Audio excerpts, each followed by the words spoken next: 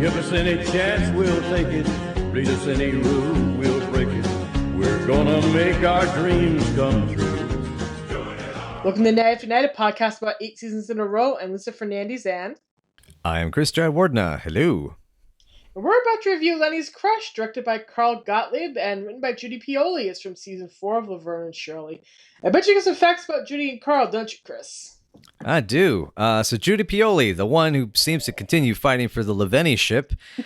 This is her 6th of 14 episodes of Laverne and Shirley, with another 8 left to go. Basically, if you want to go for animal episodes or feel like maybe Laverne and Lenny might hook up, this is your gal. After working on Laverne and Shirley and among other shows, she was also a writer on the TV series Webster, including multiple episodes directed by a fellow Laverne and Shirley alum, Joel Zwick, which I thought that was neat. It is. Yeah. And so for Carl Gottlieb, so they got the screenwriter of Jaws, Jaws 2, Jaws 3, and the guy who was the station master from the bus stop episode of season 3 of this here series.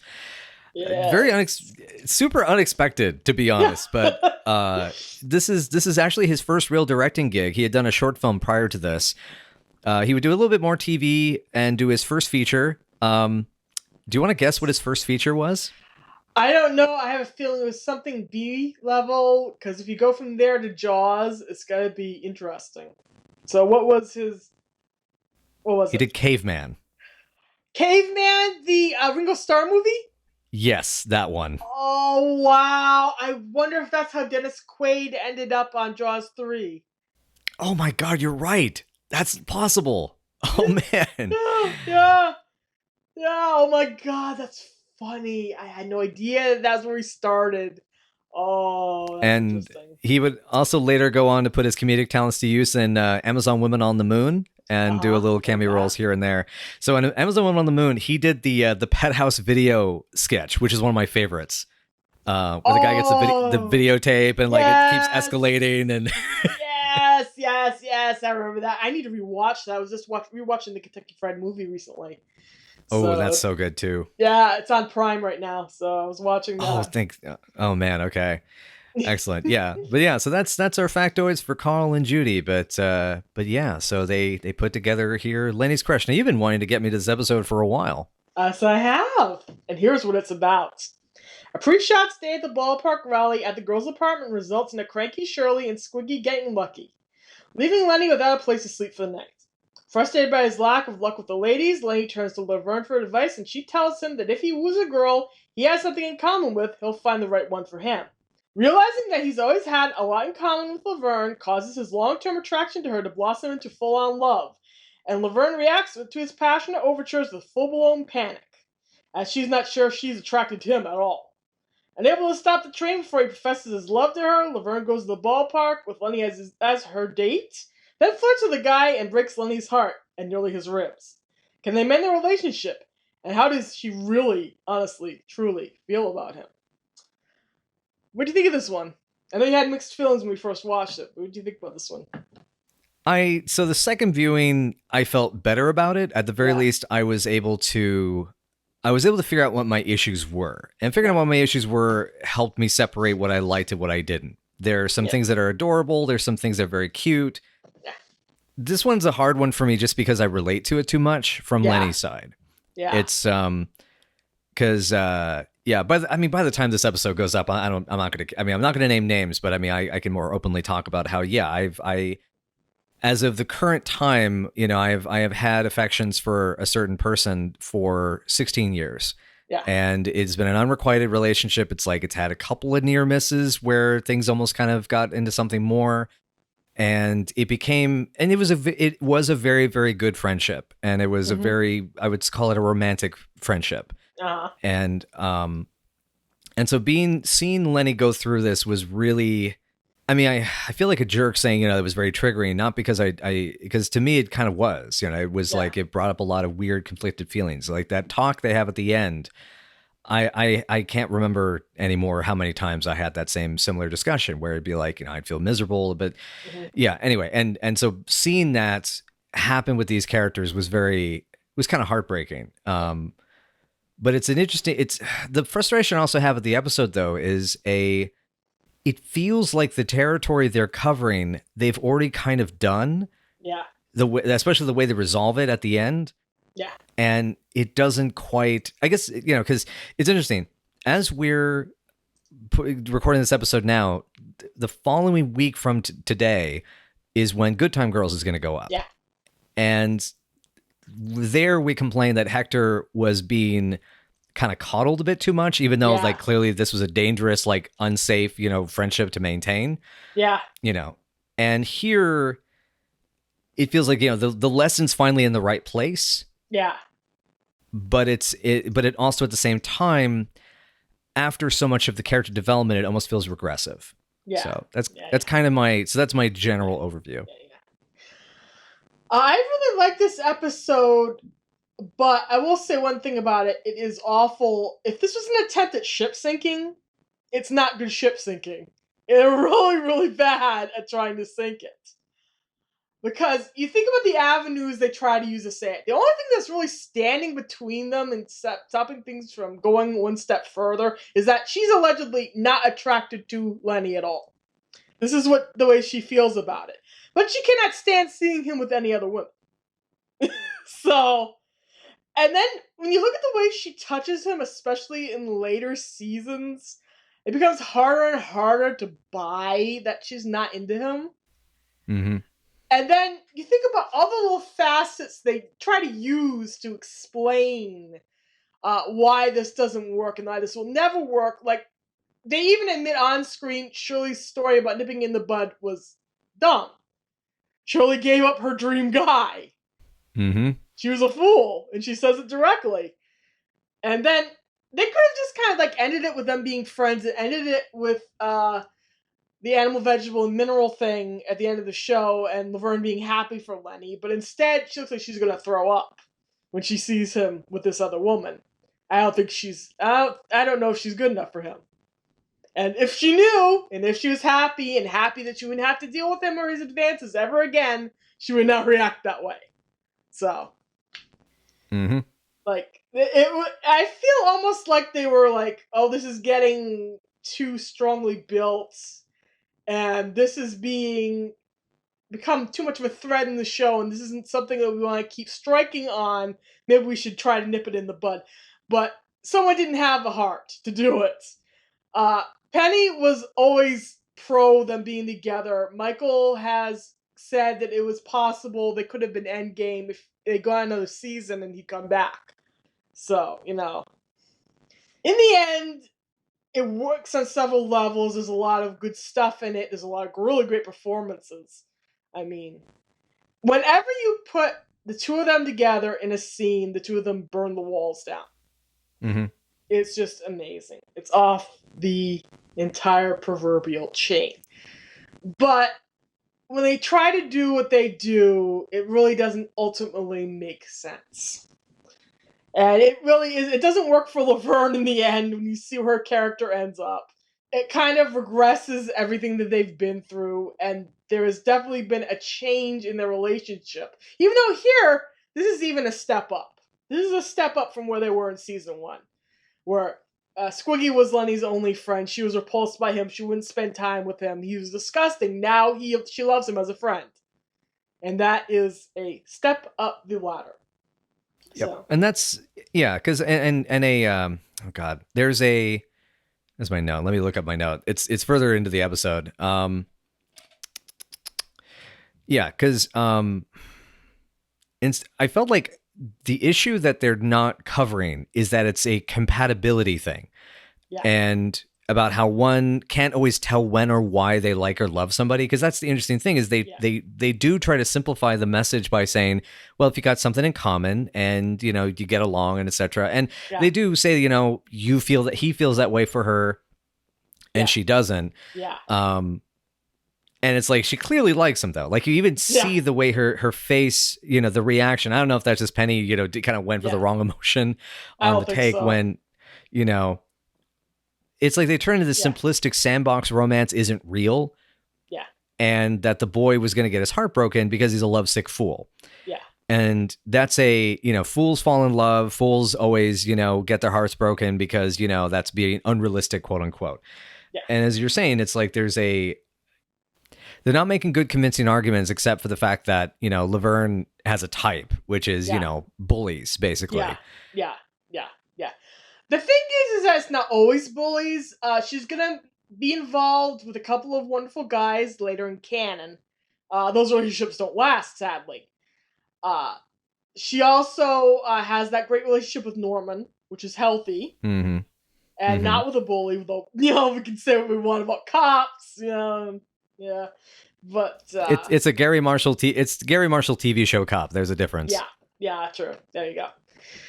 But she has this horrible tendency to go for these over-the-top macho men types who treat her like crap. And we see that over and over. We saw it with Jake. We saw that with... Jerry. Jerry, God, yeah. She just magnetizes... We're going to see this a lot, like, at the end of the season. There's the Jay Leno cameo or guest starring role episode is coming up, and that's a huge example of it. It's almost as if Laverne's extreme self-loathing gets in the way of her twigging to the notion of being with a guy she likes. Yeah, in a way. So she puts herself through all these relationships with hot guys who look at this girl with this overbite, who isn't model perfect, and treat her like shit. Yeah, and it's just one of her unfortunate patterns. And she never really breaks it either. Right. And it's, you know, I wish they did. Yeah. Because I can even imagine, you know, even Squiggy having this discussion with her. Yeah.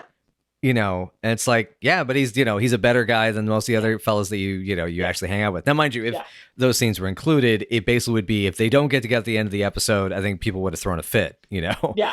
would have had a total temper tantrum about it. But yeah. There's almost a need to pathologically keep the girls single. And that's why the Carmine and Shirley relationship regresses too. Right. Even though they keep dancing to being closer, and then it'll reverse, and she's single and she's not looking for anything serious. Then she wants to marry him, then she wants to have sex with him, then she doesn't want to have sex with him, or she's going so far with him, and it's, you know, it's a result of writers fighting actors, fighting producers, fighting directors in a one way. Right. But in another way, the show is like, well, the formula is two single women. Ergo, we should try to keep them single for a long, long time. And until season 8, when they had their hand forced, that's what they tried to go for. That's what they tried to keep. And in the end, it's so badly done and so fast sealed that we don't buy it. The trouble is that Penny's body language does not deliver anything toward the notion that Laverne is supposed to be not attracted to this dude. This is a real problem here. She did it much better, like in season 1, and when he kissed her and she ran for the hills. Right. Yeah. Here, I mean, she compliments him on it. You know, you're not a bad kisser either. You know, and no kiss bad neither. Yeah, kiss bad neither. And that opinion has gotten better and better with time. She's enjoyed his kisses more as time has gone on. So. But in any event, yeah. I will say this DVD version of the episode absolutely suffers from syndication edit butchery. Total butchery. This episode normally opens with everybody singing Take Me Out to the Ball Game together in the girls' apartments. Lenny's playing guitar, everybody's singing together, Laverne's banging around a balloon like a tambourine, and Carmine makes a dramatic gesture and causes that confetti to get spilled all over Shirley, which is why she's so upset. So that is an #1 sign of how bad these DVD edits can be.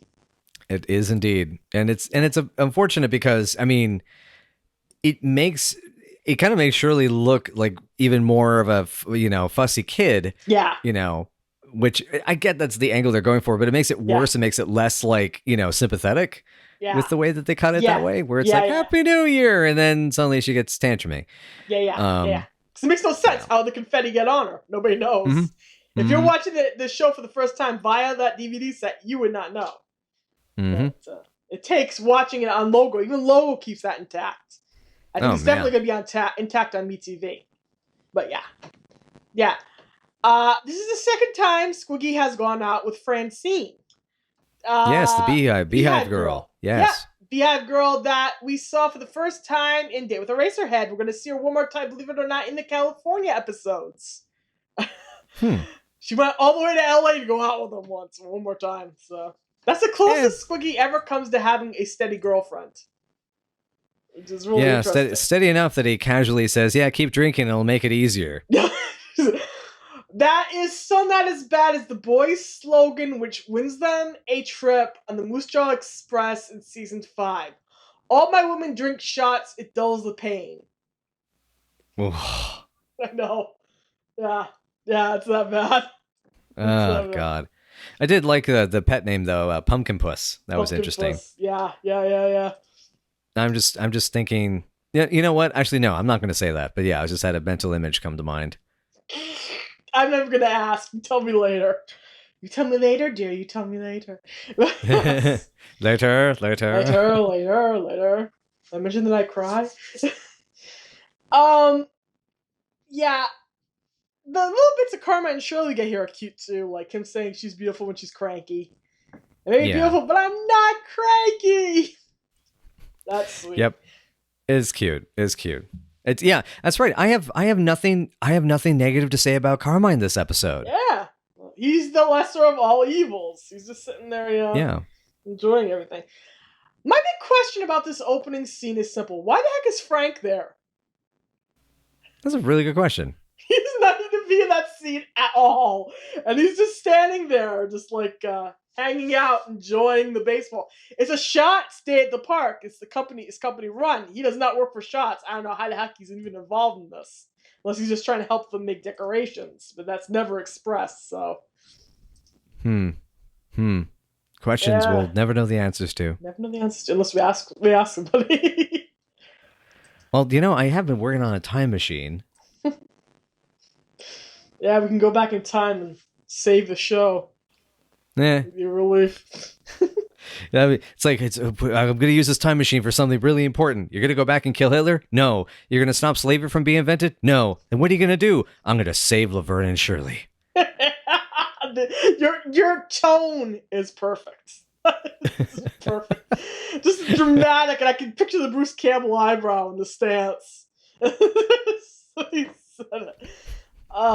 Honey, I'm gonna save Laverne and Shirley. Just imagine a slow dolly push in, backlit, nice little hair light. Oh yeah. Sleep with my wife.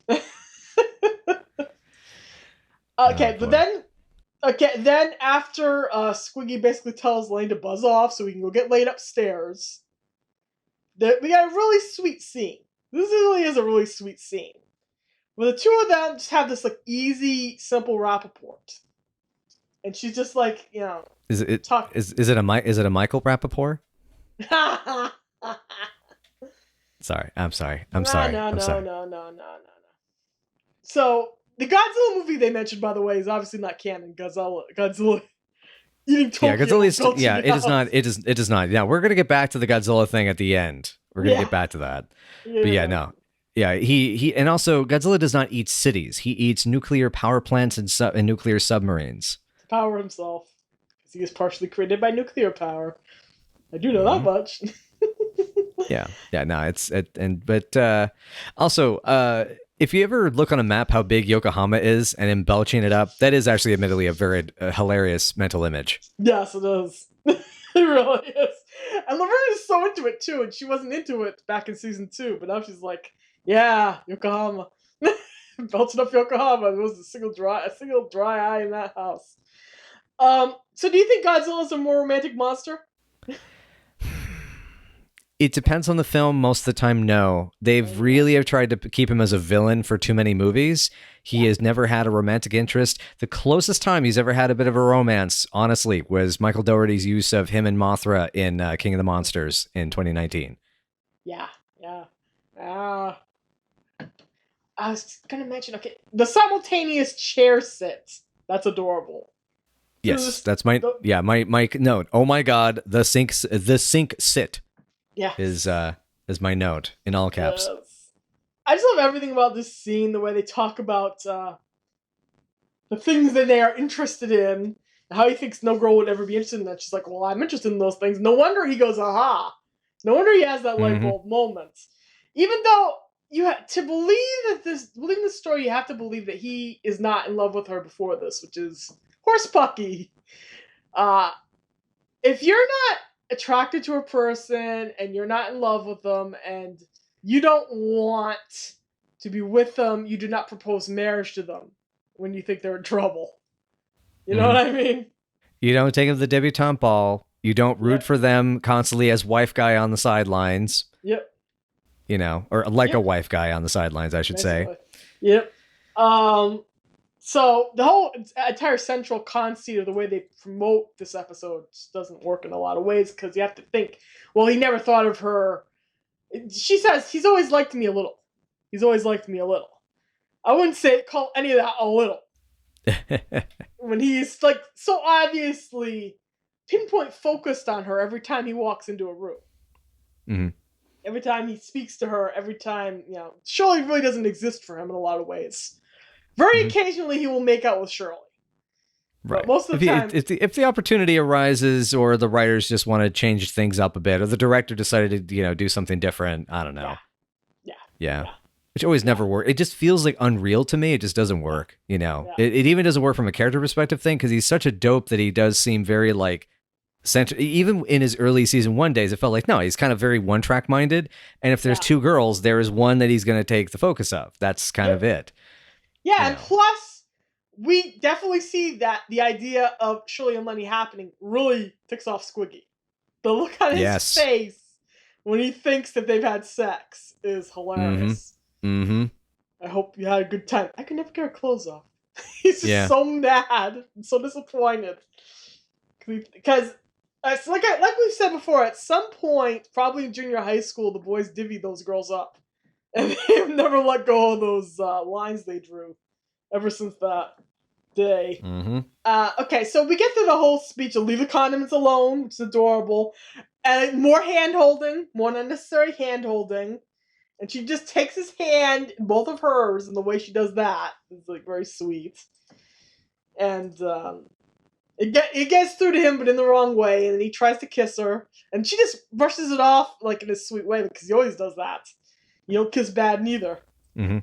And then the way he watches her when she leaves the room. The way he watches her when she leaves the room is, I don't know, obsessive or hot? What do you think?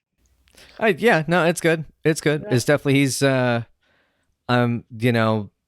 I have thoughts that I would say that maybe are, we're going to try, I'm going to try to keep it clean this episode. We've had to have content warnings on a few episodes this season, so I'm going to try to keep it relatively clean. But yes, no, it is very precious. It is. There's a bit of a sultriness to it. That's very cute and very sexy. It's very, I love so much of that scene. I love so much of how that works and how that, the direction it goes, and the hand holding is great. The kiss was really interesting, because that's where I start to see the issue with her, like seeing this more as I wonder if it was posited at one point, if even in just the note card stage in the writer's room, where you're putting all your plot beats on cards, to have her have the light bulb moment. The tag scene kind of works like that, but because what I mean is the kiss is a setup. Them realizing they have something in common is a setup. I mean, they're in the kitchen, they're having a moment. Yeah. And she doesn't realize it. Yep, exactly. Yeah, exactly. Because in her head, she isn't attracted to this guy, even though she is getting to enjoy kissing him more and more. Mm-hmm. And by the time we get to season 6, the body language, you will not buy it. You will not buy that she's not attracted to him. But yeah. The very notion of him sitting up all night writing a song for her, right in the heart. Right in the heart. And there he is, this little cup of coffee, being quiet, being polite even, not waking the girls up. That's who he is without Squiggy. Just sitting there writing his music, being quiet with his coffee. Which I think it's a good moment. It's really sweet. And Shirley thinking he just wants to see her naked. Of course, that's what's going on in her head. Yeah. Well, Shirley, and I love Shirley calls him out, and you do that disgusting thing that you always do with the hand bite, No, I think I've outgrown that now. Yeah. Laverne, get out here! What? I'm shaving my legs. The voice of my beloved. Oh, why? And I just love his line. Back to the runway show because the pork roast coming in at 12 o'clock high. I love that line. It's probably it might be my favorite line in the whole episode. Yeah, that's a great line. That's a perfect line. Of course, Love walks through the door in the form of Squiggy. And being so jealous, David almost falls off the landing, by the way, if you notice. I did notice that. He almost goes 2 inches off the landing and onto the floor. But he manages to save it. He saves it with perfectly Squiggy-ish body language. So that works in the end. Mm-hmm. And Squiggy is instantly Team Laverne. Instantly. He is rooting for it. He is there for it. He just thinks it's fantastic. He wants them to have babies. He wants them to be together. He wants them to wants to know how Laverne is in bed, and Lenny's too innocent to even come up with that answer. Of course, he doesn't know, but yes. Well, what I love is that actually the exchange is that he says, "How is Laverne?" and he's kind of nodding towards the bedroom, and Lenny then goes, "Oh, fine, yourself," and it's like, "Oh, well, I've had a bit of a cold." Yeah. Oh, that's why I went. And then he closes the door. Yep. And then poor Laverne and her bloody bandaged legs. That's my big, bold note. How gross is the idea of taking someone's razor for their body hair and just peeling carrots with it? What the heck is going on? Oh, God. Just ask Pop for a vegetable peeler, Cheryl. Or go down to the supermarket and buy one. They weren't that expensive. They could afford bran flakes, and if they can afford scooter pies, they could afford a vegetable peeler. Mm-hmm. It's not like when they had to replace a whole oven or they had to replace their whole refrigerator.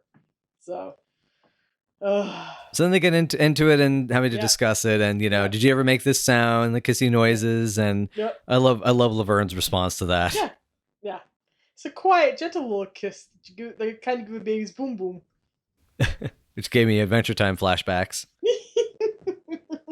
Right across the border into Loveland. Oh, God. But yeah, again, you have to believe that he's not in Loveland, period. Right. And it's hard to buy it. When you look at this series in order, you kind of watch it building from season 1, where she can't stand him, all the way to season 7. You don't buy it. You don't buy that this is just her guy friend. But yeah, I keep saying that. I'm not in shipping denial, guys, I promise. That tag scene wouldn't exist. Gary wanted that open for a reason, is my guess. Somebody wanted that open. Somebody wanted it open for the reason. I don't know if it was Judy. I don't know if it was director. I don't know if Michael and Penny made it stink. I don't know if it was Gary, but somebody didn't want that sealed. You think the whole episode's an attempt at sealing it, but they seal it so poorly. The whole episode is basically about fallacious ship sinking. Is what it's about. It's bad in it, and that's why Shirley's story here just doesn't work. It doesn't work because she turned down her ideal guy because she wanted to nip it in the bud, and she's suffering for it. She was a fool by her own estimation. It's such a weird. Well, that's the problem. I mean, I was thinking that the advice is like the episode itself. It's such a mixed message. I mean, that's what we're getting at. Yeah. It's like it's like her advice is like, you need to nip it in the bud. Oh yeah, but then what happened when you nipped it in the bud? He grew up and became this great dentist, and it's like, oh, that guy, yeah. Yeah, big time Dr. Stearns. Well, look where he was. It's like, not only is the guy handsome, not only is he a big time doctor, not only is he rich, he's completely made himself in the profession that Shirley idolizes and tries to find men who perform and practice in this specific calling and in this specific job. So Shirley comes off sounding like a dork. She sounds like she doesn't know what she's talking about at all. I have to wonder if this was an instructive story beat and Judy subverted everything. That's what I'm curious about. Was this an intentional subversion? Because it is so subversive. As in, she was unconsciously or consciously trying to give Laverne, the this is my, like, you sort of have to make the choice and, but don't make the same mistake I did. Yeah. Like, well, Shirley definitely doesn't want them together. Shirley's horrified on every level, constantly, always, by the idea of Laverne and Lenny being together. When she thought the two of them were going to get married at the midpoint of Look For Your Leap, she screeches in horror. Are you crazy?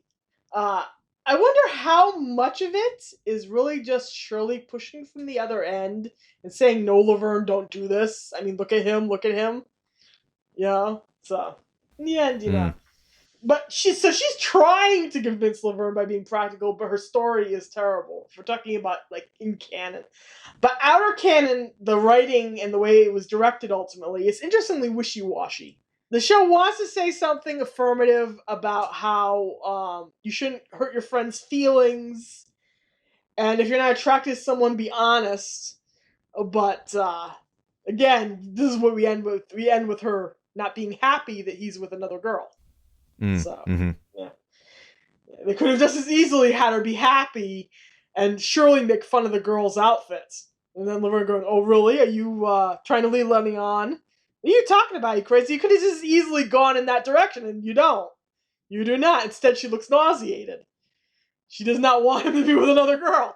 And Laverne only likes a grand total of one of Lenny's girlfriends ever in canon, and we are not counting Amy, for obvious reasons.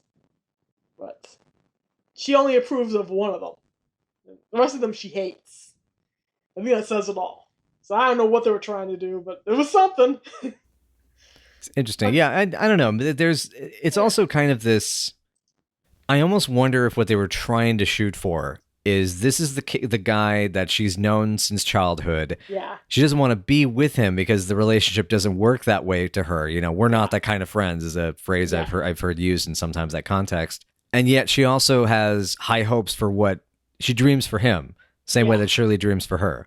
Yeah. And, and she knows he won't ever get there, and she's kind of bummed out about it. That's why she doesn't think about it too much and give it too much thought. Yeah. But yeah, it's and then of course it gets further complicated because in the middle of this conversation, then, of the story about, Shirley giving this advice, then Lenny comes in and my note says, then Lenny and the guitar, then song and the coordinated like a musical. Then she's possibly into it. And so that's again like this wishy-washy, like, but it's like it's not that the song is cute. I mean, it's cute, but it's dumb. It's a super dumb song, but it'd be the kind of like it's very puppy. It's not even puppy love. It's sandbox. It's sandbox romance. This sandbox is love. Yeah, because it's so childish. The song itself is like something like a 10 or 11-year-old would come up with, and yet she also is kind of into it, and she's confused and conflicted because I mean. Has she ever had someone write a song for her before? Nope. She just had guys bring her brass knuckles and stuff. And it's like there's that weird, feeling of like, but this is not exactly what I thought I wanted, but maybe it's something that's kind of nice, and then, God. Yeah. And there also is the factor that, as we're also kind of said that part of the thing about her being treated like dirt, and this is why I wish this was confronted, is that when the song is done, her first question is, Laverne who? Yeah, Laverne who? Yeah, exactly. It's almost as if she can't really deal with a guy thinking of her that way, especially Lenny thinking of her that way. I have to ask before we leave this scene, what do you think Alan Steckler did to those ballet slippers?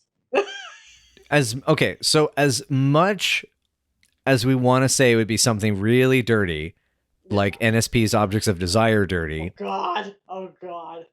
I'm actually thinking it'd be more something along the lines of like, he used them like with toys or something, or he was gonna like that's what I'm saying, like playing in the mud with them, something dorky, or he was doing like a puppet show. I was thinking in terms of bathroom humor, honestly. I wasn't thinking about sex there. I wasn't even going there. Oh, okay. Well, that was one of my impulses, but I also really like that song, so. Yeah, I can't blame you. That's top 10, one of their best songs anyway, so. Yeah. Anyway, back on track. Yes. Yeah, they would, but the poor ballet slippers, whatever the case, they're not getting the deposit back on those, and then Carmine's gonna have to go get some fenced ones again. Oh God. Well, she was what? She had to have been like 6, so God only knows. God only knows what was happening there. I was going to say, I have to give a special shout out to Michael's acting here. Not only he wrote the song, and he also carries himself with such anxiety. Except for you can see everything that's riding on this for Lenny in his face, and in his posture, and his voice, and the way he holds himself. So that's just great acting by him. But yeah, he wrote this song, and it's kind of touching in a way. You gotta think of it this way. Lenny is this guy who hasn't been further from America, further from Milwaukee than New Jersey probably in his whole life at this point. But he thinks he's looked everywhere for this perfect girl. And there she is. And this it's really sweet. It's really sweet and really simple. It's definitely the kind of thing you can just imagine him writing overnight. He just spends all night trying to get the right words down. Yeah. This episode does not make Laverne look very good. The guy spends all of his money on you. He dresses up for you. He writes a song for you. And you literally flirt with another dude at a ball game. While you know he's going to come back in like 10 minutes. You couldn't just wait to flirt with the guy later. Mm-hmm. She does not come off very well here. Yeah. I mean,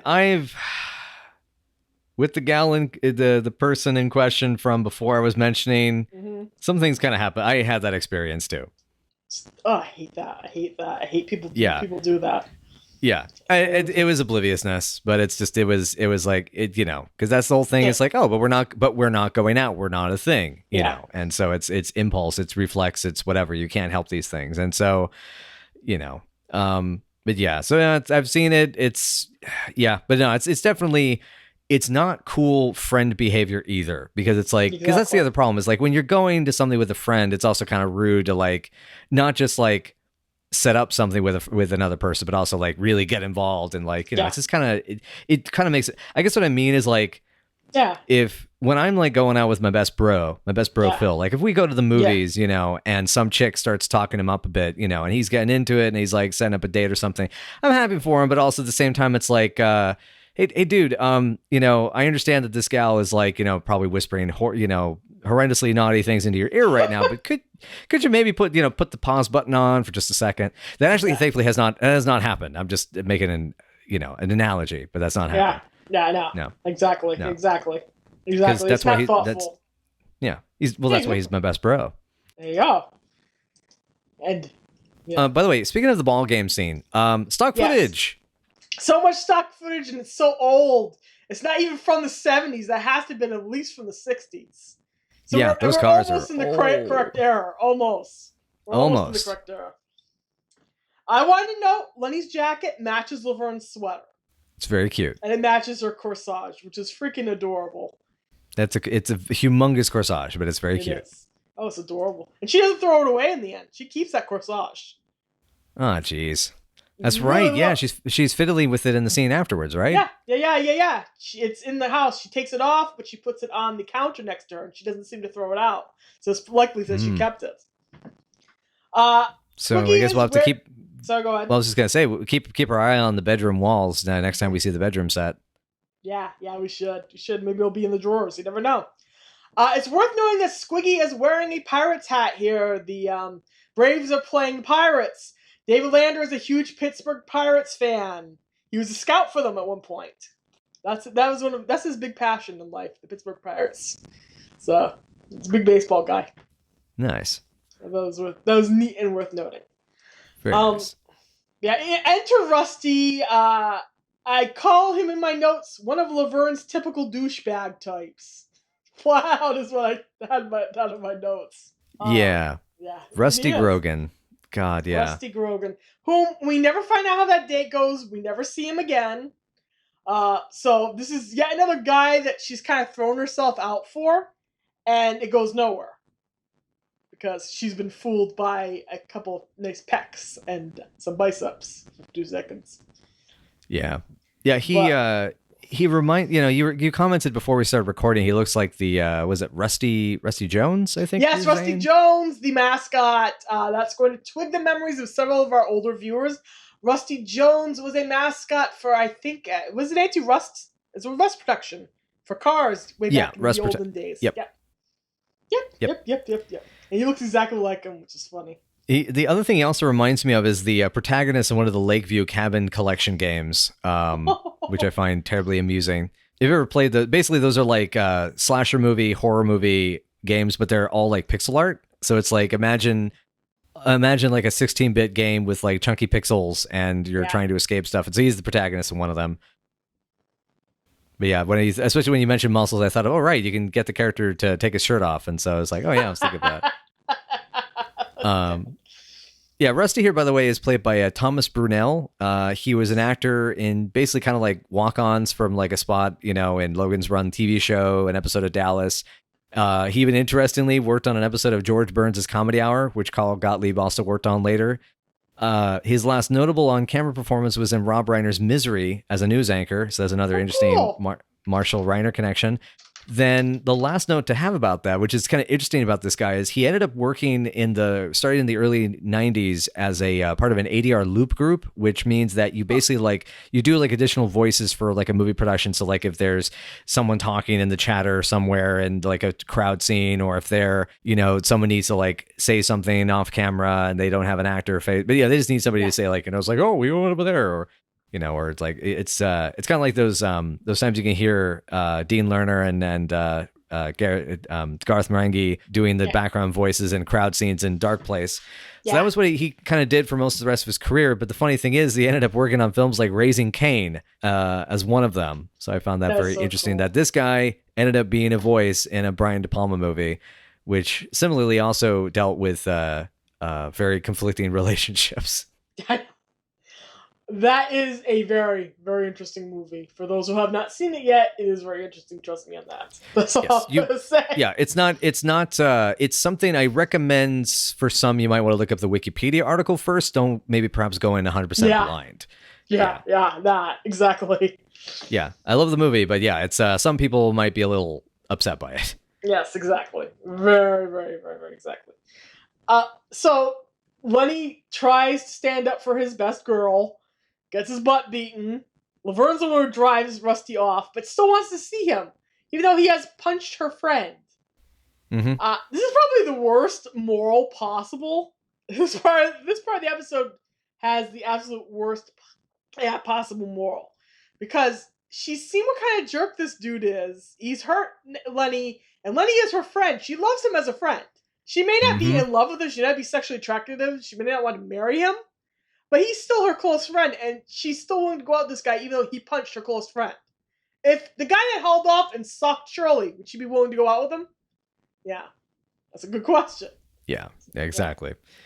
He's a garbage human, and Laverne doesn't look good in this portion of the episode at all. She is understandably wormy and conflicted, and has no idea what to do in the two bookend scenes between this. But here, she just comes off as callous, which is, yeah. And it's weird, because she's not. We know she's not. We know she's not that callous, especially when it comes to her friends. Mm-hmm. She may act impulsively, but not callously, and especially like this, where it's so clear the circumstances. I mean, she points out Rusty's got 40 pounds of like muscle on Lenny here. Exactly. He is a big buff dude, and the fact that's even the thing. He does this over a slap in the face with a hot dog. Not even a hot dog with a bun, just the hot dog and some mustard. Yeah. So what? Yeah. If anything, you need to laugh at that and just say, and because at that point, that's not even worth punching a guy for. It's not. It's I mean, God. Anyway, in the guts. It's for no I don't know. reason. Maybe. I mean, I don't know. Did he think that the hot dog was somehow, did it remind him of his own wiener down there, and he was so insecure that he realized, oh, that's right, he hit me with a small one, just like my small, teeny, tiny, puny dick. I gotta beat this guy up. All burnt and shriveled. God, yeah. And then as he gets chased off. I mean, as I mentioned before, my note is this: die in a fire, you anachronistic fuck. Yes, Rusty's styling is very 70s. We should note that right here, right at the top. But gosh, if you really think about what this says about Laverne, it's not good. It's really No, it's just not. not good. It makes her look like she's putting her glands over the safety of her friends. And who's to say he wouldn't hurt her the same way if she displeased him? No, absolutely. Absolutely. He's And violent. he's huge. Yeah. Yeah. Yeah. And he's not that sexy, girl. You've had sexier men. And you've gone out with men that are less sexy. Oh, yeah. I mean, Yeah. again, we have to assume. Yeah, she's obviously physically attracted to Norman. She wanted to meet his mom. But Lenny's not physically attractive to her. Okay. Probably because she knows too much about him, but, just take him in the bathroom and wash him up, girl. It's not that bad. Yes, that would be. I'm sure you might enjoy that at some point. Well, we'll get there. We'll get there in season 5. Anyway. Also, I want to point out, Penny's trying so hard not to laugh when David grabs the hot dog off of her. Yeah. You know, your first lover's quabble. Your first lover's quarrel. He just takes a hot dog and eats the whole thing. Yep. Squiggy is the worst second ever, but he's also awesome. So he's just there. He just thinks this is just a temporary hiccup for them on the road to Lover's Lane. So, I loved 2 bits of dialogue here. They get the best tushies in the National League from Laverne, and Lenny calling Rusty a snake in the pants. Both are great. Oh, man. That's right. You know what? That's right. He basically called him a snake in the pants. He did call him a prick. Yeah! That's right. I forgot about that. Yeah, that was a good touch. Yeah. Salute once again to Judy Pioli, who knows her dialogue. Badass. Oh, yeah. So good. And Michael is just so heartbreakingly good and quiet here in Lenny's heartbreak here, which will get more bombastic in the next scene. But here he's just kind of like, experiencing that initial heartbreak, that initial sting. He's very small and quiet, and then Laverne just watches him run off, and then we get to the next scene, I do believe. Yeah. That's pretty sure. And once we get to that, it's her, fidgeting and feeling concerned. And yeah, and then, Shirley comes, and I thought, as much as Shirley's advice earlier was, bullshit, I really like Shirley in this episode. I love the line. I mean, earlier she has that great line, "No man has ever had a good time with me," and then she saunters away, which I love that she's covering up her slip from the front, which I mean, obviously have boobs, but she's not covering it from the back, which is like, because it's going to show it's going to show the outline of that hiney of yours, huh? Yeah. Well, there's nothing there. She doesn't wear a hiney enhancer, so that's canon. Yeah. That's coming. Oh God. Anyway, I like that she was the one that tried to help. She knew, they knew that Laverne couldn't go to Lenny directly to talk this out, so Shirley as a go-between I thought was a nice touch. I like how she delivers the line at the story, although I wish we could have seen it. He's hitting himself in the head with Polish sausage saying, "Pigs don't fly, pigs don't fly." Oh, poor baby. And then, he's kind of self-harming in a way, poor guy. Just I've been there. I've done that. That was a long time ago. Now I'm going to just be sad. I'm sad for multiple people. I'm sad for you. Now it's...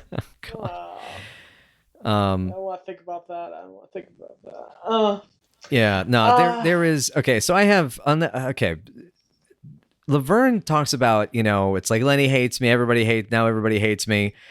Is she more upset about the idea of everybody hating her, or that Lenny hates her? Because I noticed that she's kind of at like a 6 out of 10 on the intensity on the Lenny hates her, and then like 11 when everybody hates her.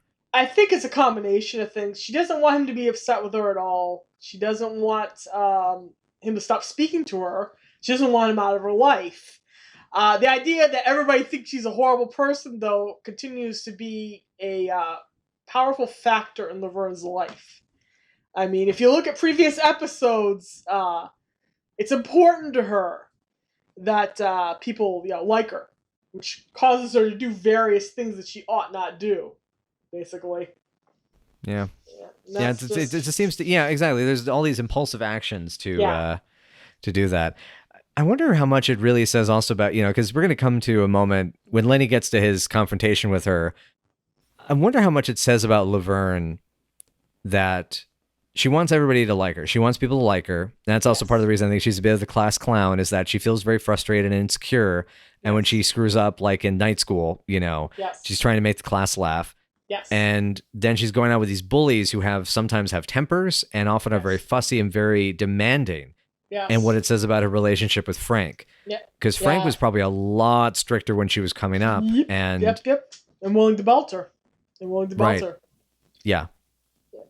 And just to finish the point, it's just like I wonder if, like, in hands that were unentangled, you could have used this whole scenario to have really gotten a little deeper on her character and her past and moved a little forward. I guess I'm wanting this to get a little more Declan, you know? Because Declan has that edge. He is completely unafraid to, like, say, no, we're going to give you emotion. We're going to give you psychology. Yeah, we're not afraid of it. And then you think of that Laverne does all this stuff to herself. She twists herself into knots and into bows to make men happy and to make men like her. I mean, just, you know, there's going to be a prime example of that later in the season. There are multiple other examples of it where she'll just change herself to try to get a cute guy to like her. And Lenny likes her as is. He thinks she's beautiful as is, and she almost can't cope with that. How can you like me? Look at me, I'm awful. Is really her inner monologue a lot. So that's at least part of why she's rejecting this too. Because she loves him when he's not in the room, basically. In a lot of ways. Which is why we get that tag scene. We'll get to the tag scene in a minute. She has a right not to be attracted to him. We will say this. She has a right to not be attracted to this dude, to be attracted to rusty types. The problem is that all of her relationships with all of these rusty types never work out. And are never healthy for her. Her healthiest relationships are with nice guys in the series. With Norman, with a bland fireman character we got coming up, with a nice fireman character we got coming up, with a photojournalist who is nice as well, but is unfortunately removed from the series for reasons, and with a stuntman that she meets in LA. So all of her best and most successful relationships are with stalwart, nice guys who treat her with respect and like her as is. But she just can't seem to get there in that initial attraction phase of a lot of them. She just, you know, goes to these lousy, rotten dudes.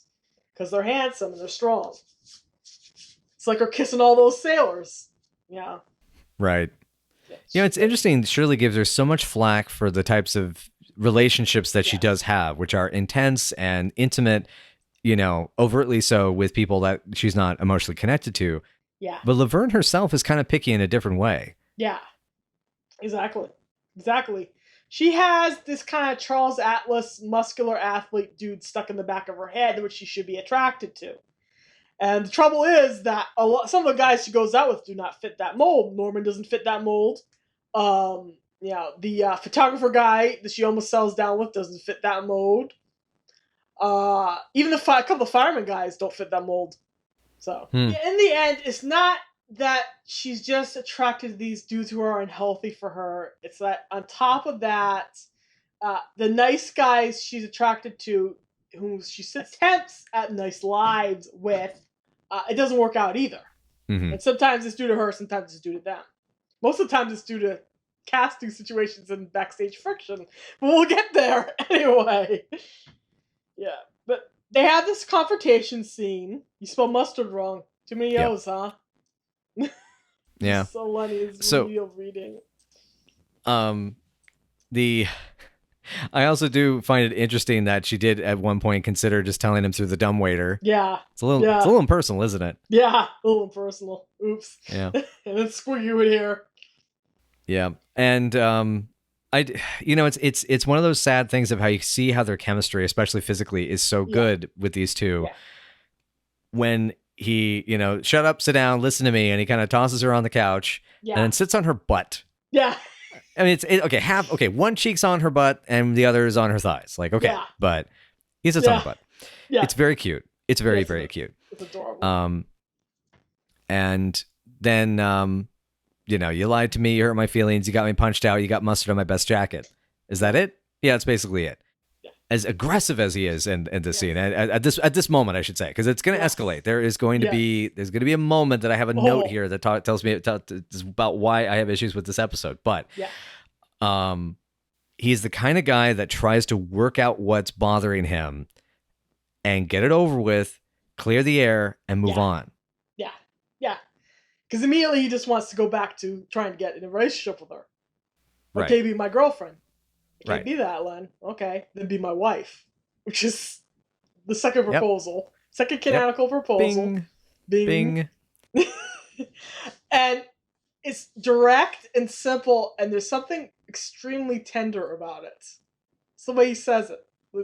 Like, comes just right out of him. He has no hesitation at all. Yeah. It's and beautiful. That's when he starts shouting about being lied to. You lied to me, and all of that. It's him shouting and losing control like that and crawling under the table, you know. And I get that it's meant to me, it was haunting. Yeah. I mean, part of it is like my own situations, having kind of experienced this, having acted out in similar fashion, which is not something I'm proud of. Yeah. But to me, it's also not funny because of the place it comes from. It's pain and it's fear. Yeah. It hit me when I watched this the second time. This is about his mother. Yeah. His mother lied to him. Yeah. You know, I'm going to be back. I'm going to go get the candles. And then she never came home. Yep. And yes, he's absolutely, he's being immature about it, but he was abandoned by his mother who lied to him. Yeah. And that is the root. And it's the root of his connection, his need to hold on to her and have something to hold on to, have someone to hold on to. Yes. And the whole lies thing that and that's kind of the sort of the push of like that. I wish these characters were allowed to be as mature as they could be, because that's an interesting piece of writing, is Laverne discovering this is what's happening, that it's like, I need to make that decision. I need to be out with it. But furthermore is his whole behavior is pathetic and it's pitiful and it's also manipulative and it is violent. Like I said, I mean, I have had moments like this and I'm not proud of it because they are manipulative, that you are at some point trying to get what you want by acting out because you don't know any other way and you just want the pain to stop. And that none of that's okay. Yeah. And I just feel like it's something that just doesn't so I guess what I mean is like this little part, this little, very, and the audience is laughing and I'm incredibly uncomfortable by it. Yeah. And I don't like it. It just doesn't, it doesn't kill the scene entirely, but it gets pretty damn close. Yeah. It's very much a part of his emotional volatility as a character, which is long established. This definitely is about his mom. All of his relationships with women are about his mom, to be honest. All the ones we get to examine, the ones that aren't one-night stands, or women he picks up at penitentiaries, or women he picks up at the burlesque theater. All of his relationships with women are really about how he was abandoned with his mother, and therefore he will do anything to get any woman to stay with him and marry him and never leave him. He hasn't seemed to make the extra connection that his mom, walked out on his dad too. So it's not like marriage is a guarantee that the person you love is going to stay with you, and it's not a permanent tie. And it makes you upset, but it just makes me sad. It just makes me sad because it just makes me feel bad for him. But that's my emotional support character, Siri. That's my emotional support character. But it's you bring up an interesting point. Is like, I wonder, like, what about his father? Like, what was his father like? And did his father do something that, as selfish as his mother was, there was a justifiable, or the least understandable reason why she just walked away and never looked back? Well, that she knew. Go ahead. Don't go finish. Just to finish my point, that she felt, I can't provide for him. I don't want to provide for him. His dad's got this taken care of. Yeah.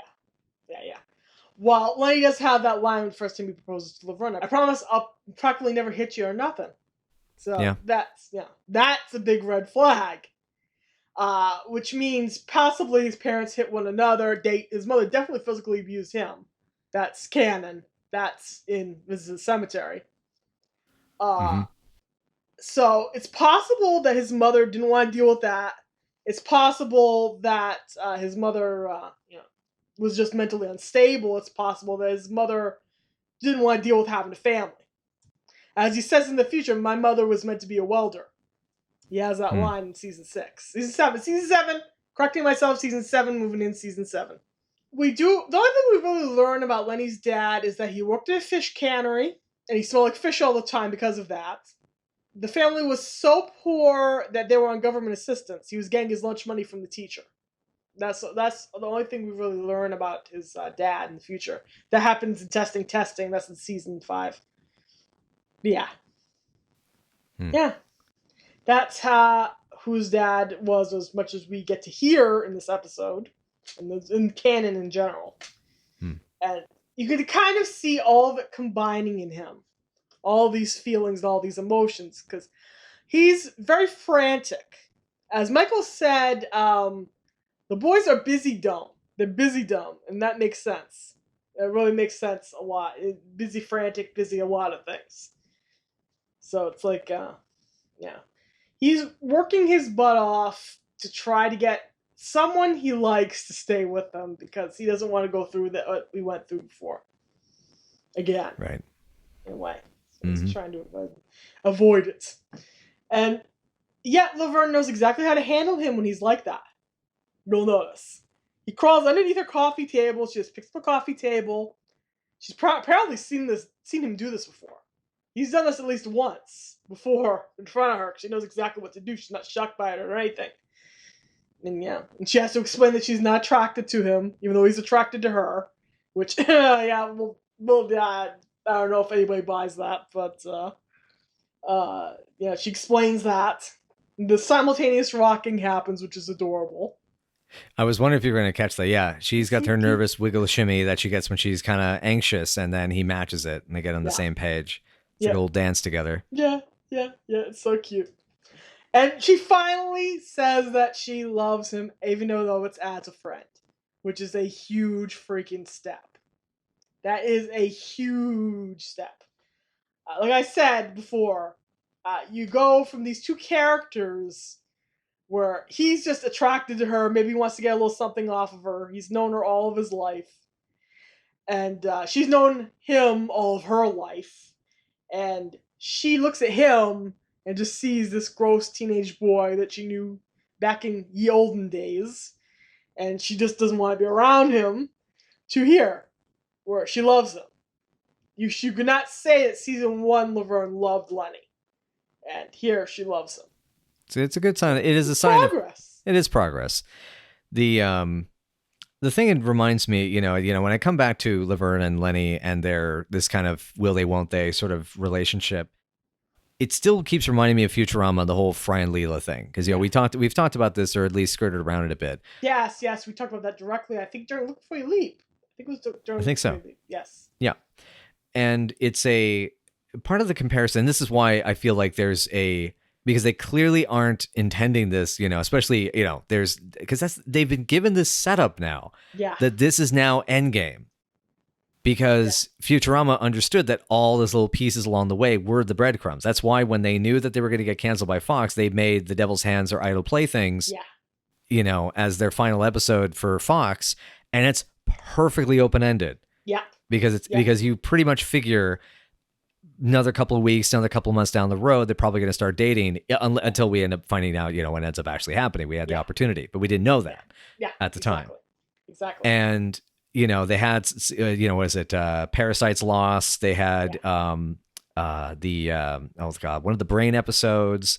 Love and Rocket. Yes, Love and Rocket. That's another great one. Time Keeps on Slipping is a great one. And that's the thing is, Leela similarly is into a lot of bad boys, and she's very physical and all that sort of stuff. And Fry is a dope who, has questionable eating habits and greasy hair that he produces his own grease. Yep. And wears a red jacket over a white t-shirt and jeans. Yes. No. I see the parallel. I see you, Matt Groening. Maybe him and David were trying to fix what it's like, okay, if I ever meet David Cohen, I'm going to have to ask, like, okay, who was in charge of the Fry and Leela thing? Yeah. Because I have questions.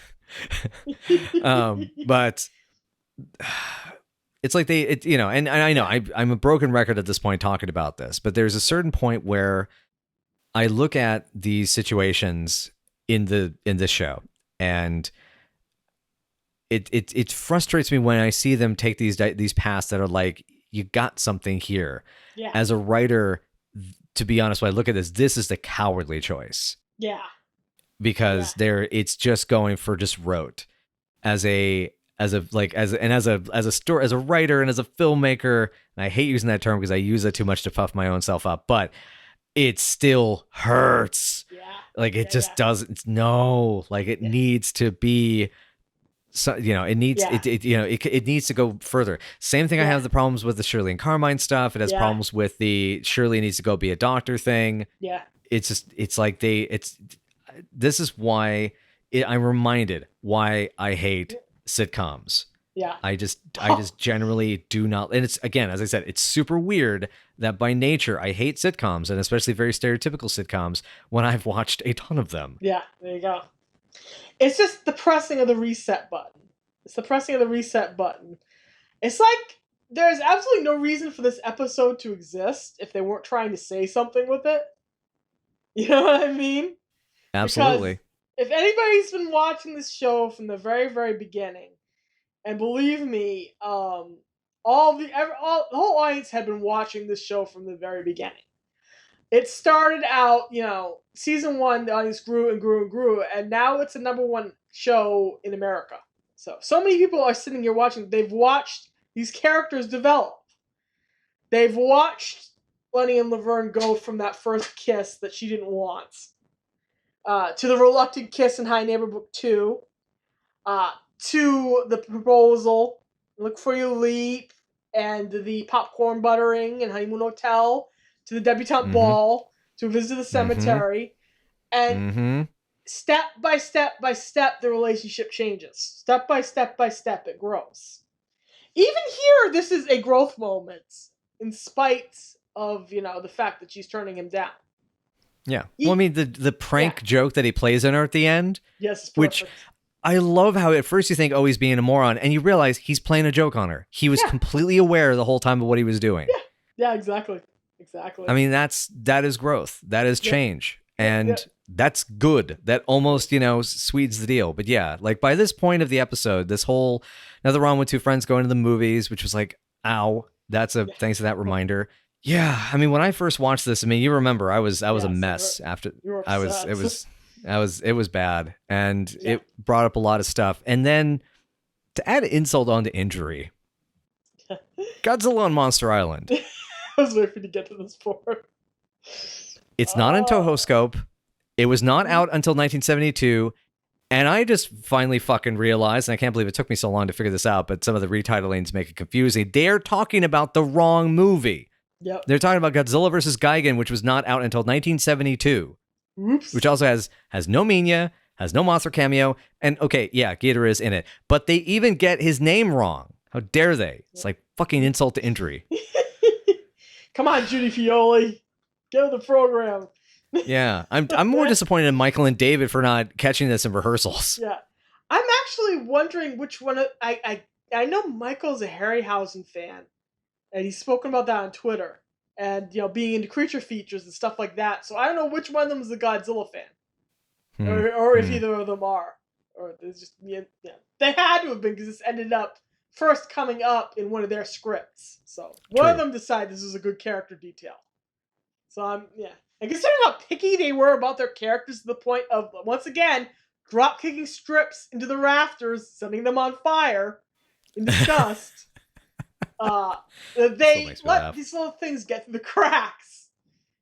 Like I said before, my ultimate favorite example of things getting through the cracks is Lenny with that Lenny doll from Mego with the bright pink and purple jacket, which is just like, it's so a canonical A, and B, of course, Lenny would be caught dead in it. But and that slipped through the cracks, marketing wise. But things like that will slip through the cracks when you get to a scripting level like this. You're kind of surprised that nobody did the research. And it makes sense from this one perspective. I mean, this already was a pretty anachronistic episode anyway. Yeah. So I guess I kind of get it, but it's also, I think, is that, in 1961, 62, because we figure this is probably about 62-ish now, right? Yes. Is what we figure. Somewhere around 1962, somewhere around there. Right. Somewhere around there. So, I mean, what can they see? The brain that wouldn't die, the creeping terror. I mean, the monster movies in the early 60s were getting bad. Yeah. And I think for the monster films they actually had available from Japan, I think probably Rodan was probably the most recent one that was, no, sorry, Mothra was probably the most recent one released in the States at that time. So, yeah, that would have had to have been it, because Mothra versus Godzilla was a couple of years away. King Kong versus Godzilla was about a year away. So, yeah, and the Gamera films didn't start till 65, so that's a ways out. Yeah. I know things. Yeah, I know. Exactly. People have complained that the show was awful at trying to successfully create a show that fits within its own period. My favorite example of this probably is the constant butterfly colors that show up in the mid-60s once we get to LA. I know for a fact they actually managed to do something correct here. They bring up the Flintstones. The Flintstones were indeed airing at this time period in the 1960s. I don't think Bam Bam Rubble actually existed in 1962, though. So, oops. Yeah, I did like that line, though. And before you know it, bam, bam. And you can just see David's just relishing getting to say that line. Oh, yeah, you love that. And then a little rocking motion. With his arms. It's so cute. That's so cute. Yeah, but they leave holding hands because they're always holding hands. Because apparently people who are just friends hold hands all the time. Constantly. Yeah, no, I did. Yeah. Anyway, yeah, but that kind of wraps up like the main plot of everything, and I guess it goes into the tag scene, which we've already discussed at length. Yeah, honestly. Yeah. I mean, the 20 questions thing, though. Yeah. It's adorable. It's very cute. love that they invited Squiggy over just to entertain him. Yeah. Where the heck Squiggy slept, nobody knows. Nobody knows what happened. I mean, it might be, Squiggy didn't have a date, and Lenny did, and, it was a case of, like, I'm bored. And it's like, well, what do you want to do, It's like, well, let's play 20 questions. Yeah. It's not on TV, whatever. I don't know. Maybe, that's the thing. They were hanging out watching some on TV because the boys are always trying to watch TV in their apartment. And... Yep, exactly. Precisely. But I do love his... I was going to quickly comment on his answer of, you always pick lettuce, even if it's an animal, a vegetable, a mineral. It's like, of course I do. Lettuce goes with everything. That's such a Squiggy answer, too. The boys, as Michael and David have repeatedly said, have a certain level of logic to them. They have a certain level of logic. You just have to get on that level. And that's all you got to do. Yep. And once you get it, it all makes sense. Mm-hmm. So in comes Lenny with Gretchen. Gretchen glares at Laverne. Laverne looks nauseated. Shirley looks like she can't believe what the hell's going on. Squiggy looks mildly bemused that he's been put out for the evening. Yeah, and Lenny has to say the line, hey, yeah, that's the girl I dumped for you. Yeah. And then covers her ears. Let's go! And then he gives Laverne the okay sign. And she gives it back. See? That's like, see, look, I got a girl. Oh, okay. And yet the second he is out of sight, she's so upset that she gets up off of the couch and can't, like, look at anybody else. She just looks like somebody's punched her in the gut, which is what's amazing. And I don't think she's good enough for him. Yeah. If you want to sink a ship, like I said before, you make it definite that they want to stay friends. Both of them want to stay friends. It's like the second Lenny is okay and with somebody else and having fun, it kind of lands under like a ton of bricks that this girl isn't good enough for him. And it's interesting. It's interesting. It's interesting in of itself. It's like she's in denial. And this is why the episode doesn't sink the ship and why it keeps going on and on and on and on and on. So yeah. Yeah, and it was, when we're talking about ship sinking, there was that first season of Brooklyn Nine-Nine. It was Boyle was attracted to Diaz? Yes. He was attracted to Rosa. And people were worried that they were going to kind of do one of those guy desperately pines after girl things. And Right. people were so offended by it that the writers actually took a step back and they looked at it and went, well, we don't have to go there. We don't have to do this. And they didn't. And it didn't become a thing anymore by the time season 2 rolled around. Mm-hmm. And frankly, it made room for the superior Gina Boyle ship that I wish had actually been Endgame. But yeah. God, that would have been so bizarrely weird. The problem is Boyle's a character. Well, okay. You know what? No. I'm not going to get distracted. I have thoughts about Boyle and conflicted feelings about Boyle, but that is another discussion for another time. Yeah. But yeah, but my point is that was a proper ship sinking. That was clear that and the show benefits from it. Yes. I think here, what I don't like about this is that it, what elements it does. So this episode just ended up making me feel miserable. Yeah. And I felt better the second time, but I still even now having talked this out, I'm probably, scratching open a few old wounds. It just feels like I'm not happy with it. Because it's like, yeah, great. You're giving me all these, sad, depressing feelings. I mean, this is like when finding out that, oh God, what was it? The sequel to the book Willow. It was one of those 80s fantasy movies. Yeah. There was a sequel book. And when you read about what happens to those characters, like horrible, horrible things happen to those characters. Oh, God. And, you're just like, what the hell happened? And it's like, no, I don't want, this feels like that to me. And I know I gotta, we've watched up to this point. We haven't gone to the next disc of season 4, but yeah, it left a very sour taste. It puts me in a very interesting position right now because it's like, I'm very much at the point of, I don't know how much more fun I'm having with this, Well, but hopefully much more. Cause we got like four more seasons to go. Four and a quarter seasons left. Yeah. 4.25 seasons left to go. This season's been really, really depressing for you and really disappointing for you. And I love this season for a lot of reasons. I honestly have the lows have hit so low through this year that aside from Visit to the Cemetery, I have no memory that's ridiculously positive about the rest of this season so far. We have been going through these rather fast, but even the festival is very muted by how much of an idiot Carmine is at the end. God, the episode. God, freaking Carmine. Jesus Christ. Awesome. You're the one that gets to complain about him today. That episode, he's terrible in that episode. Let's be real. He's terrible. That's true. To the point where even our Carmine fans have admitted to me, God, he's a dick in that episode. Thus.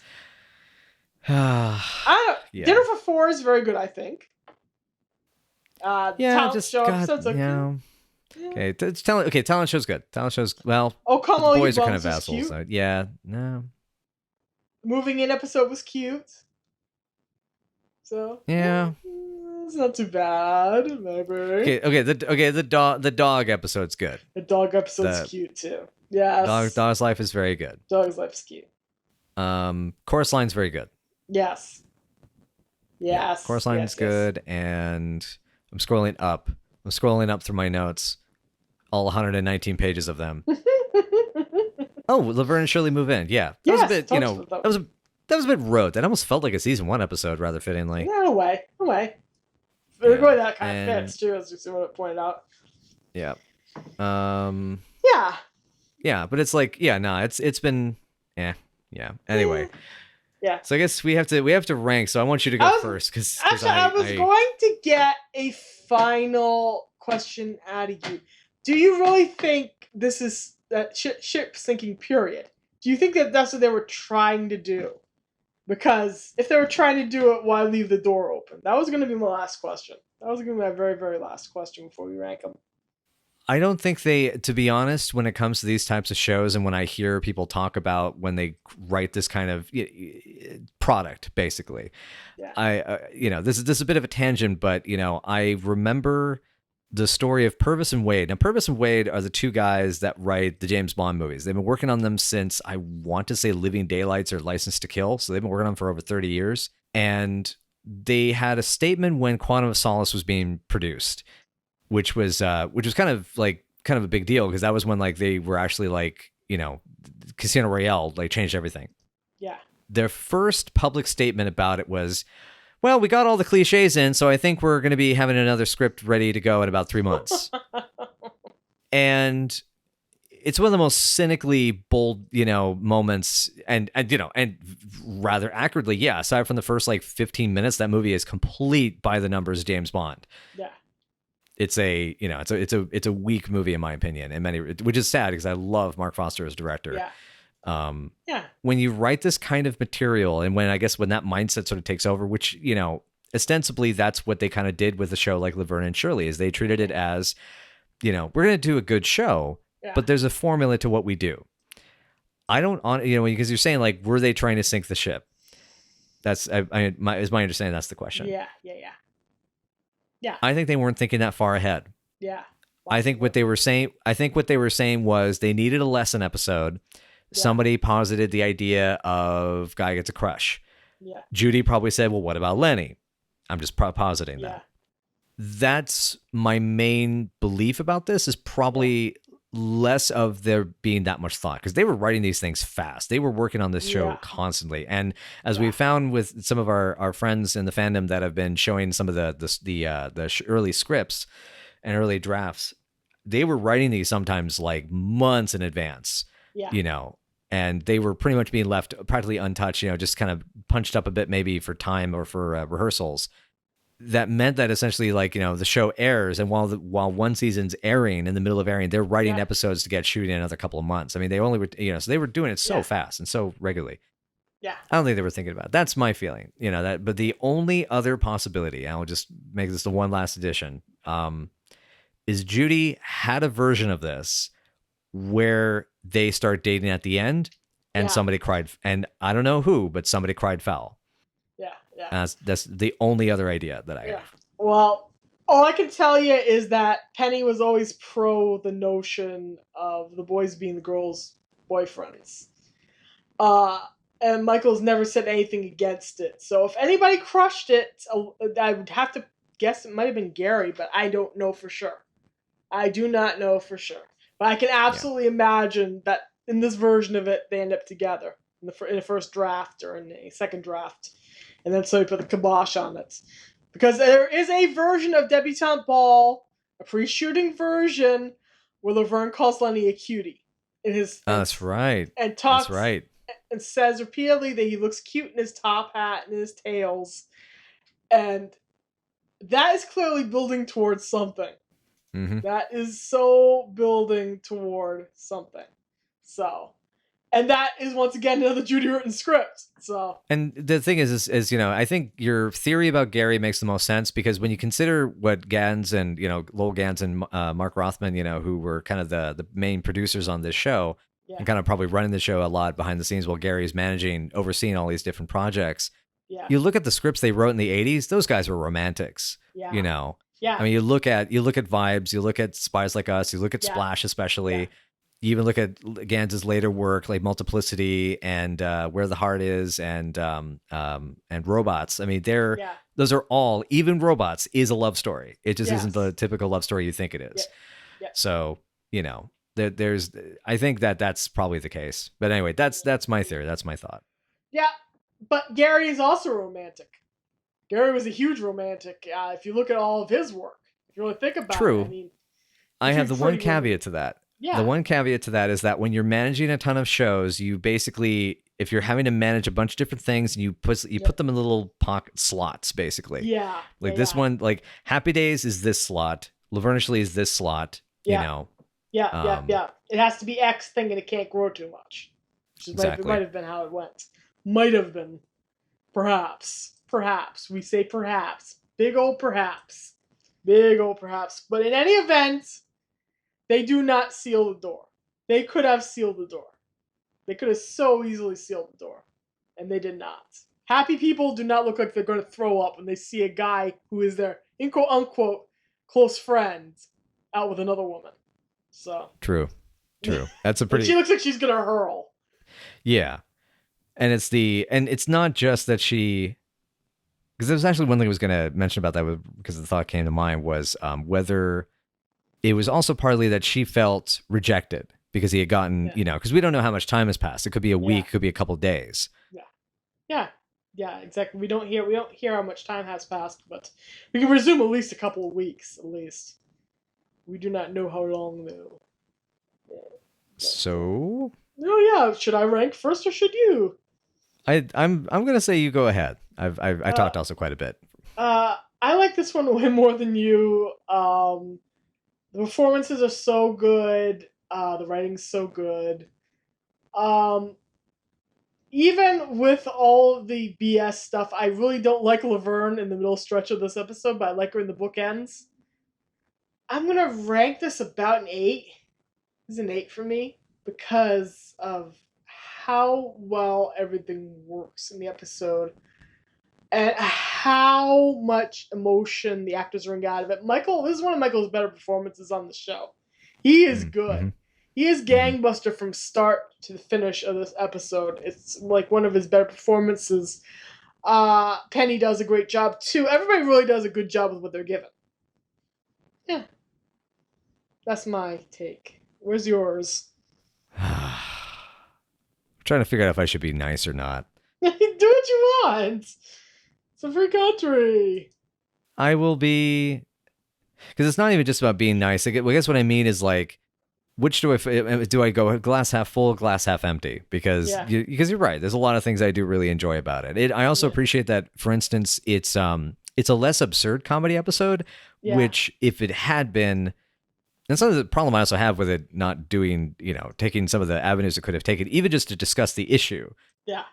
Because if this was a lesson episode about compatibility and about how, sometimes it's going to happen, and et cetera, and treat that a little more sympathetically, it like I said, that's where it gets into like a more Deborah Leshin or David Duclaw type episode. Yeah. And it doesn't hit those moments. But yet it also has the things I do really like. You're right. It's consistently, Yeah. I think I'll just give it a 6 and just call it good. Okay. There you go. That's actually higher than I thought you'd go. I was thinking of 6.5. This thing, see, this is the problem, is that I can't hate on it because of the too much. Like I can't give this like below a 5 because it's a competent episode. The pacing's really tight. Like you did, like it just very comfortably flows. From a writing perspective. Really, I mean, Gottlieb did a really good job directing this one. Yes. And I don't know if that's necessarily just because the crew really knew what they were doing, or if actually, he is a natural, like he was a natural at dealing with actors and kind of figuring out the timing of those actors, that then when the crew had to do their work, they could just kind of take over and work with that. There's things like that, and Squiggy was likable in the episode to a degree. Shirley was a lot more likable than she has been for a lot of the. Shirley's been so inconsistent this year that it's been very infuriating. Like the high points have been great, but man, the lows have been just infuriating. Oh, yeah. And it's not just the way that she's written, it's also the way that the writing treats her. Yes. And so here, even though she gives really stupid boneheaded advice, it's, it's a very Shirley thing too. It reminded me, it's a very Daisy Steiner kind of way to try to handle advice of that situation. Exactly. I was a darn fool. This is like, we know, honey. It's just like, I still, that actually reminds me, there's one line I have a note about, we can always set these things straight when we want to. And it's like, Shirl? Yeah. It's like, that's a little optimistic, but yeah. Yeah. But anyway, so just give it a 6, kind of a 6.5 if it's on a better day, but mostly it's a 6, maybe 5, but mostly a 6. Yeah. This confirms everything I love and dislike about the Laverne and Lenny thing in a lot of ways. That's my real take on it. It confirms and it denies it. It tries to say that it would never work and that she's not into him, and then oops, it turns out she's repressing things, perhaps, just a bit. Yeah. That's how I feel about it. I like it. It drives me crazy. I like it. It drives me crazy. That's how I feel about the episode. Yeah. You know how it feels. Yeah, it's like there's a point where I would love to see a Laverne and Lenny like movie, like don't just reboot the show, like don't just do that, or do like a spin-off sort of thing or something inspired by the way this relationship builds through the show. Take that as its own thread. Yeah. And give it to someone like a late 80s, early 90s Rob Reiner, or give it to like a golden period Cameron Crowe. Yeah. You know, when Cameron and Nancy were still together, you know. Yeah. Yeah. Yeah. Because, oh boy, you can see the difference in his film since that all ended. God. Sorry. I'm sorry. I was gonna say, it's true though. It's really true though. Oh, it's painfully true. It's like, ugh. Yeah. Man. Yeah. Now the commentary tracks aren't as interesting, that's for sure. Anyway, but that's what I mean. It's like there's that you had me at hello kind of sweetness. Yeah. And not even just that. I'm also thinking like the discussion, you know, I mean, Jerry Maguire has a lot of those moments, but also like Almost Famous, the "You Are Home," you know, or you know, the what kind of beer tearful question, the like even as much as people don't like Vanilla Sky, like I love so much of Vanilla Sky, even though you know it's not amazing, its second and third acts are a mess, but that last like 15 minutes. And the whole "Ladies and Gentlemen, We Are Floating in Space" track being used during that montage and reveal as was it Noah Taylor is telling them what happened as tech support.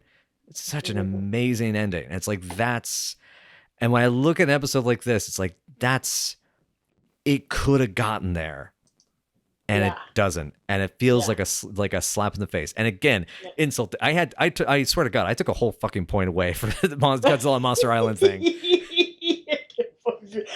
I was like, I wonder how much he's detracting for the Godzilla stuff. That was honestly one of my thoughts. If I had to compare Laverne to any movie pairing, it's Matt and Jenna in 13 Going on 30. Oh yes, that's who they are. Is. Yes, and that's another director that'd be perfect for directing this type of material. Is Gary Winnick? Rest in peace, sir. Do you want to know a secret? You're the sweetest guy I've ever met. I mean, right, damn it, it's right there. Let me just actually confirm that was, Gary Winnick with one N. If you look at with two N's, you find a guy who's a financial broker. Still sad. He died of pneumonia in 2011, resulting from brain cancer that had spread through him. God, that's awful. Too bad. I know. Wow. Yeah. And he did the Charlotte's Web remake around that same time too. Anyway, I totally agree though. That sort of that ship is very much in that direction. Yeah. But I guess the question is, which one's Jenna, which one's Matt? Well, Laverne's almost if you consider the dialogue, "I love you, you're my best friend, and I've always been in love with you." Lenny's Matt and Laverne is Jenna, but Laverne's not girly enough quite to be Jenna. But yeah, you guys see it, can't you? Yeah, God, I forgot Andy Serkis was in that movie. Sorry, I had to look it up. I haven't seen it. Yeah, he is in it. I love that movie. I absolutely love that film. You know, but I haven't seen it in such a long time. I haven't seen it in I think a year. But that's what immediately pops into my head. If I had to compare them to any other movie couple, that's any other couple in any kind of media period. That is what I think of. That is what I think of when I look at these characters. Yeah, like, you can see why they did it, and then you can also see why they left the door open. Because if Michael means what he said on Twitter, that they could have revisited that, and they could have been Endgame if things hadn't ended the way they do for the show, which is poorly, very poorly, then you can kind of see why they had the progress happen and closed it for now, but left it ajar. Shirley and Squiggy do not get moments like that. Shirley and Squiggy have, "You're the last man on Earth. I would not sleep with you." She's basically Mink Stole in female trouble. "I wouldn't suck your dick if you were the last guy on Earth, and oxygen, and I was suffocating, and oxygen were in your balls." Basically, that's the way she looks at him. That's why I say great hate sex. Great hate sex would be their thing. But she is so definitive about how he is the last man she would ever be with. Laverne never really shuts that door with Lenny. She's more wheedling with him. She never says never forever with him. And I don't know if that is by design or, by actor wrote or by direction, but she is never that definitive. Shirley's very definitive with Squiggy in comparison. So. Yeah. Yeah. So, in any case, I am curious what you thought my reaction was going to be for this episode. I thought you were going to be more upset than you ended up being. More specifically, when you were going to introduce me to it. I mean, not about today, but about like.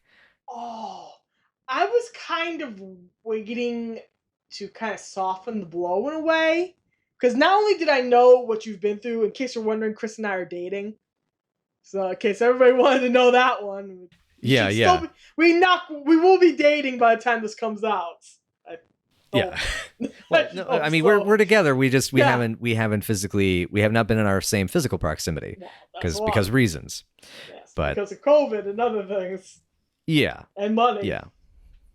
But I was trying to soften the blow. I tried to soften the blow also on another degree with everybody else who is into the ship and it comes upon this episode. Because for some people it's like a blow. For some people it's, I see what they're trying to do. They didn't successfully seal the door. For some people, they just stop watching. Yeah. So it's a decider episode for a lot of people. So I was kind of hoping to soften the blow on one hand. And on the other hand, I didn't want to ruin the experience for you. And on the other hand, I knew this was going to pull some things out of the woodwork for you emotionally. So, yeah. Well, yeah. That was my thought process time. Gotcha. Yeah. I was curious about that. I'm glad to hear that you were, was aware. Yeah. And it's also, it's interesting when discussing this as well. It brings back, I know we're going way longer than usual on this episode. We're almost at the 2-hour point. But the thing this reminds me of as well is how there's the discussion of canon for the fan properties. And I have friends who are in the BioWare games fandom. BioWare games are very much canon is optional. Yeah. To an extent. Mass Effect's a little more rigid about it, but when you were in the Dragon Age fandom, like say 2011, 2012, I mean, part of it was because there were shipping wars, of course. There were people that were still furious at like the Anders decision at the end of Dragon Age 2. There were people that, hated Morrigan for the third act of Dragon Age Origins. And I mean, I'm sure, Lisa, you saw some of this, in the periphery, either. Yes. And it's it was pretty nuts. And so what happens is that you have people that they like a character, they like a ship, even if they have to, in their ways, basically say, okay, none of this stuff happened. Yeah. None of this stuff matters. Yeah, exactly. For this one, there are like 3 episodes you just ignore. Yeah, one's Bully Show, obviously. Yeah. Mm-hmm. There's one coming up in season 6. But everything else you really don't have to ignore. You can semi-ignore this. The tag scene helps, basically. The tag scene helps it go down. If it had just been flat out like ship sinking, I don't know if we'd have this decently sized for a show that only airs on 2 syndicated networks and has butchered episodes on DVD and no streaming access at the moment. Sitcoms. I don't know if they'd have that strong of a fandom for this couple. You will look at, for instance, of that clip of them singing together from season 6. That's on YouTube. And it's just laden with comments of people going, why weren't they together? Why didn't they get together? They're so cute together, why didn't they get together? Why aren't they a couple? So people pick up on it. People pick up on it to this day, and you only really have to ignore a couple of things in canon to make it work. There's way more stuff in canon that supports it, to be honest. I mean, it helps that he proposes to... Because, I mean, truth... Yeah, go ahead. Sorry. I was just going to say, I agree with that because this is the only episode so far that really tries to say a hard no. Yeah, and it fails at it. It really fails at it. The tag scene ruins the hard no. The no is... Well, she says she's not attracted to him, but if she's not attracted to him, she's awfully repulsed by Bridget, who's not good enough for him. Mm-hmm. So, yeah, this is the only episode that tries to put the brakes on. The only other time it really happens, like, is in season 6, and that's only one episode, and then they do a whole fantasy sequence where they make out. So, oops, that's upcoming. That's upcoming. Like, the reason why people twig to this pairing is that they have the most in-canon proposals than any other couple in the entire series.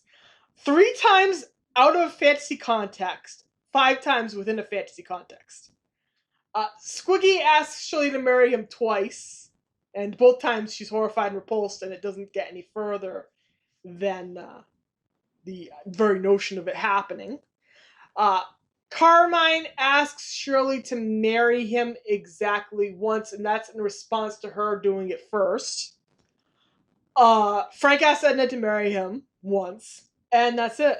I'm seriously hoping that goes well. Actually, I do know the answer. I actually know the answer to that already. I had that spoiled, but that's okay. Yeah, try to forget it. But yeah.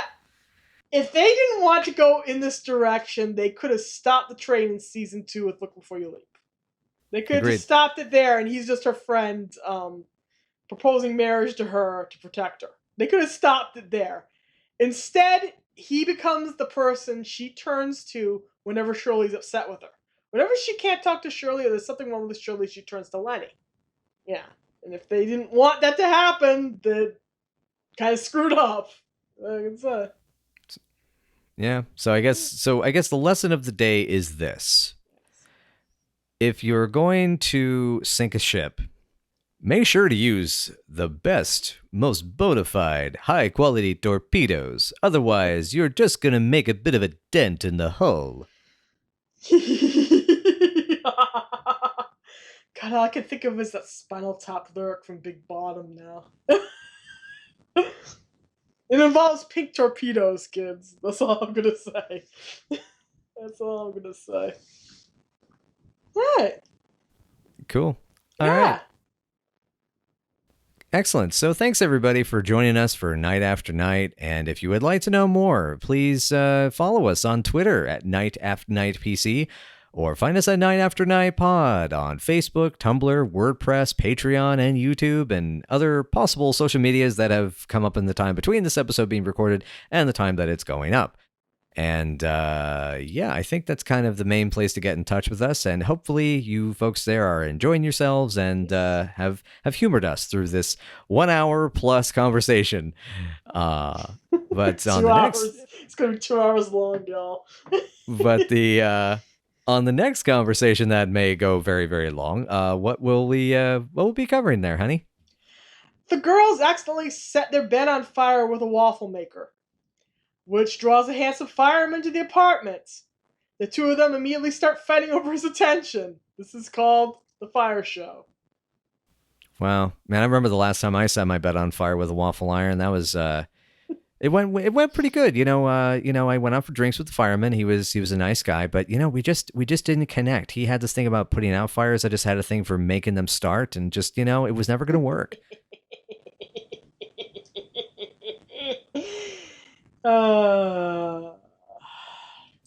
Anyway, until next time, folks. Bye, y'all. Try not to have bedrock for brains.